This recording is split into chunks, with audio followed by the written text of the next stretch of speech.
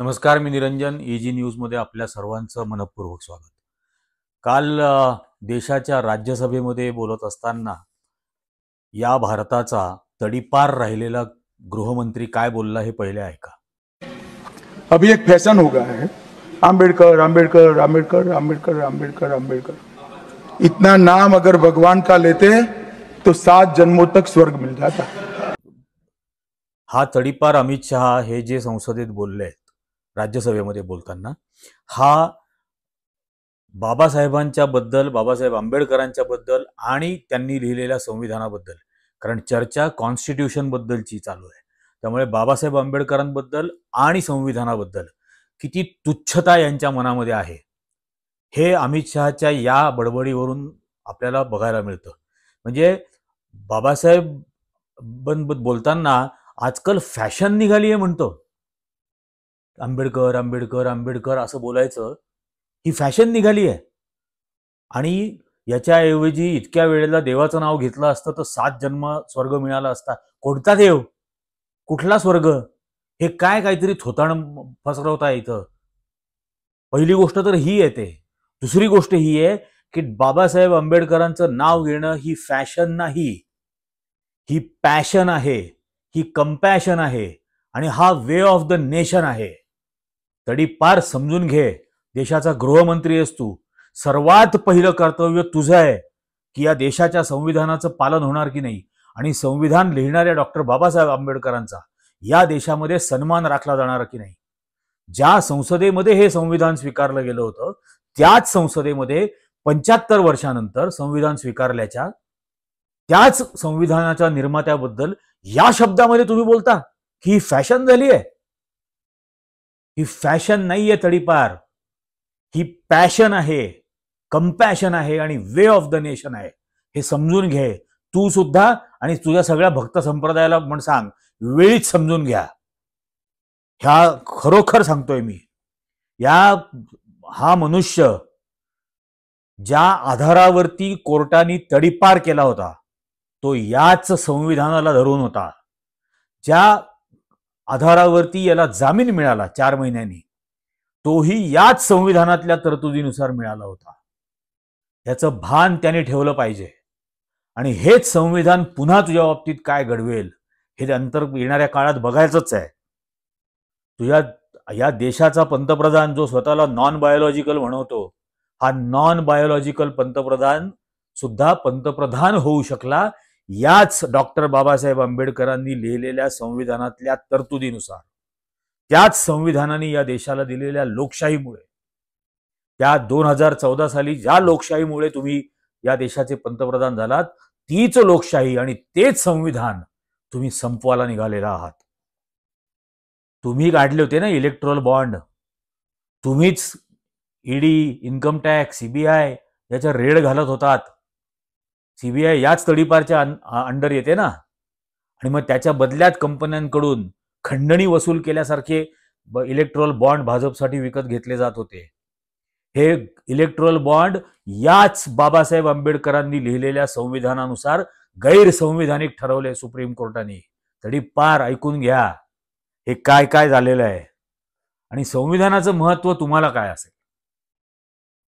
अमेरिकेच्या संविधानाप्रमाणे अमेरिकेत घडलेल्या गुन्ह्यांबद्दल ऑलरेडी तुमच्या अजित डोवल गावठी जेम्स बॉन्ड बद्दल एक अरेस्ट वॉरंट निघालेलं आहे आणि तुम्हाला सुद्धा सँक्शन केलं जाईल, अमित शहाला सुद्धा.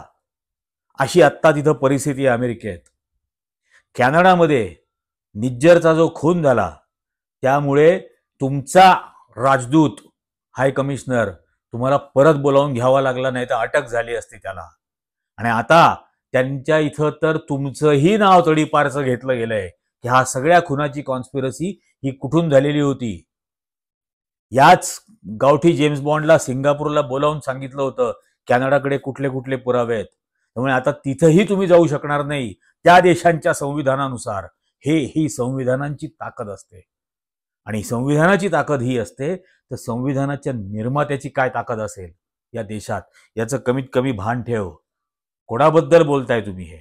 डॉक्टर बाबासाहेब आंबेडकरांबद्दल, ज्यांनी या देशातल्या करोडो कोट्यावधी लोकांच्या मनामध्ये जगण्याची आशा, आकांक्षा, अपेक्षा या जन्माला घातल्या. संघर्ष कसा करायचा, लोकशाही मार्गाने कसा करायचा हे दाखवून दिलं. जे जे हक्क 5000 वर्ष या समाजांना दिले जात नव्हते ते या एका माणसाने मिळवून दाखवले. तुम्हाला काय त्यांचं महत्व असणार, कारण ते सगळे अधिकार तुम्हीच मनुवादी, ब्राह्मण्यवादी त्यांना नाकारत होतात. ते हिसकावून घेतले या माणसांनी स्वतःच्या बुद्धिमत्तेच्या जोरावर. बाबासाहेब आंबेडकरांच्या बुद्धिमत्तेचे डंके हे दरवर्षी युनायटेड नेशन्समध्ये वाजतात, कॅनडाच्या पार्लमेंटमध्ये वाजतात. It gives me great pleasure to bring to the House's attention that May 6th is Dr. Ambedkar Equality Day, and that we are celebrating this wonderful event in our nation's capital with a historic gathering of citizens from across Canada. Dr. Bhimrao Ramji Ambedkar was a towering figure both in his native India and around the world. From humble beginnings, suffering the abuse of caste discrimination, he rose to achieve the highest distinctions as a scholar, a lawyer, an author, a social reformer, and a political leader of global stature. Dr. Ambedkar played a major role in the formation of India, was the prime author of India's constitution, and served in the first cabinet of Prime Minister Nehru. Throughout, he relentlessly fought against the caste system and untouchability, courageously advocating for equality and dignity for everyone. Dr. Ambedkar left a lasting legacy of humanity that inspires us all to educate, agitate, and organize for a better world. Special thanks to my friends from Shri Guru Ravidas Sabha on Gilly Avenue. Jai Bhim! अमेरिकेमध्ये वाचतात, Colombia विद्यापीठात वाचतात, केम्ब्रिजमध्ये वाचतात, Oxford युनिव्हर्सिटीत. तुम्हाला काय माहिती तुमचे डंके कुठे वाजतात? अहमदाबादच्या जेलमध्ये तो कोण गँगस्टर आहे ज्यांनी बाबा सिद्दीकीची सुपारी देऊन खून केला आणि ज्याच्या मार्फतच कॅनडामधले खून घडवले, त्या गँगस्टरच्या इथं तुमचे डंके वाजतात?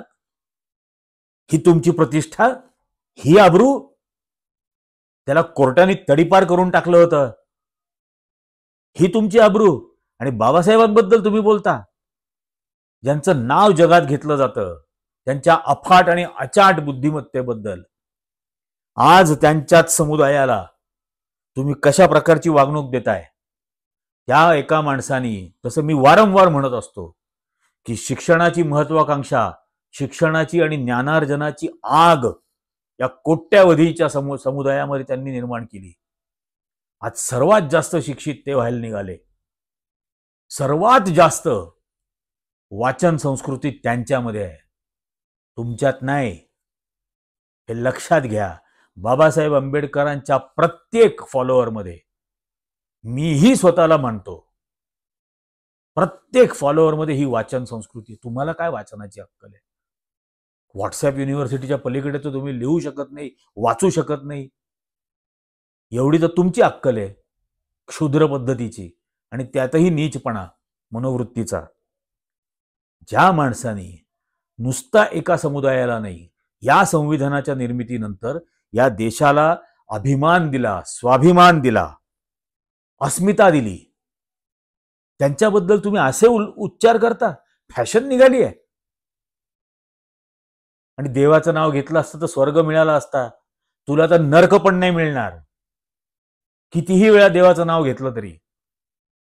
हे लक्षात घ्या, नरक सुद्धा मिळणार नाही.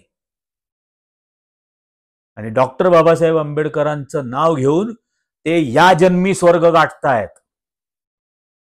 या देशातली लोक त्यांनी दिलेले अधिकार, हक्क आणि कर्तव्य बजावून या जन्मामध्ये त्यांना स्वर्ग साध्य करायचा आहे. हे काय सांगतो, मेल्यानंतर कोण बघितलं या सगळ्या गोष्टी? आणि म्हणे फॅशन झाली. अरे तुझ्या हेडगेवार, गोळवलकर आणि सावरकरचं असा जप करण्याची तर फॅशन पण नाही निघाली, फॅशन सुद्धा नाही निघाली. भारताच्या बाहेर पड, नेपाळमध्ये कोण ओळखतं या तिघांना? श्रीलंकेत कोण ओळखतं? बांगलादेशात कोण ओळखतं? इथं आसपास ओळखत नाही कोणी. त्यांचं नाव घेण्याची फॅशन पण नाहीये. तुम्ही स्वतः सरकारच्या जेवढ्या जाहिराती छापता आणि तुमचा पक्ष जेवढ्या निवडणुकांमध्ये जाहिराती छापतो, त्यात यांच्यापैकी एकाही देवट्याचा फोटो सुद्धा तुम्ही छापू शकत नाही. इतकं तर तुमचे आयडिओलॉग्स आहेत.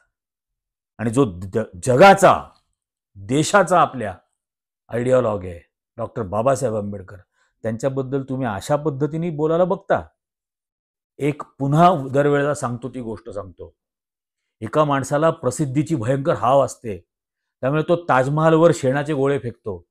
त्या दिवशी त्याची बातमी येते, पण अख्खं जग त्या ताजमहालकडे ताजमहाल म्हणूनच पाहत राहतं, प्रेमाचं प्रतीक म्हणूनच पाहत राहतं, प्रेमाचा संदेश जगाला देणारी वास्तू म्हणूनच त्याकडे पाहत राहतं.